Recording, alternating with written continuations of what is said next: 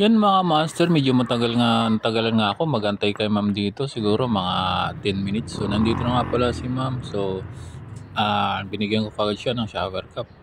Maya-maya nga ay nagtumingin ako sa langit kasi medyo parang umaambon-ambon na at madilim na yung langit kaya nagkaputi na si ma'am. So may sarili nga palang kaputi si ma'am na sinuot.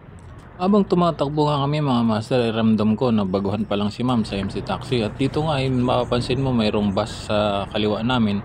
Pero may bus din dito sa bandang kanan namin. At akmang iipitin kami kaya huminto na ako sa dulo ng bus sa kaliwa.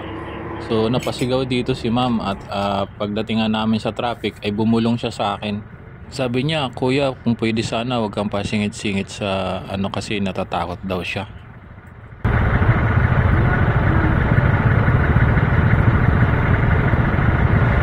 Kaya sabi ko naman sa kanya, "No problem ma'am, sige po."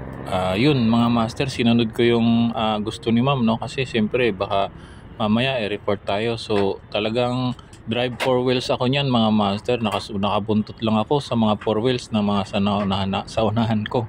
So yan ha, kahit na pwedeng umovertake, yan napapansin nyo, umo-overtake yung mga motor. Talagang hindi ko ginawa mga master.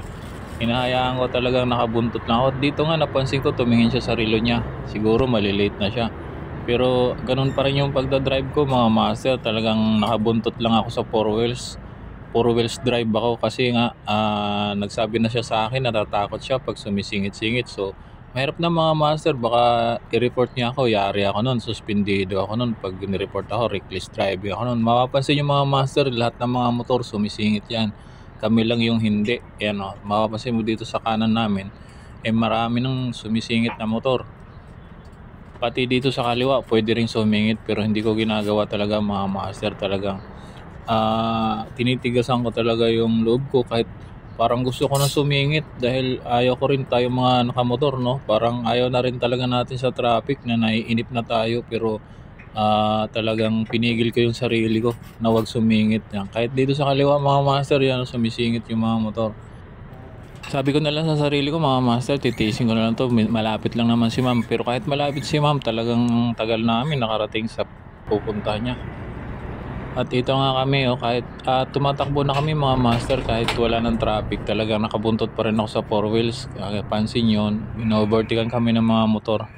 So dito palinga-linga siya at siguro talagang malilate na siya, pero malapit na kami sa drop-off. Nandito na kami sa drop-off mga master, at dito nga nagpasalamat pa siya sa akin dahil na-appreciate ko raw yung niya, concern niya. Salamat kuya. Thank you for understanding.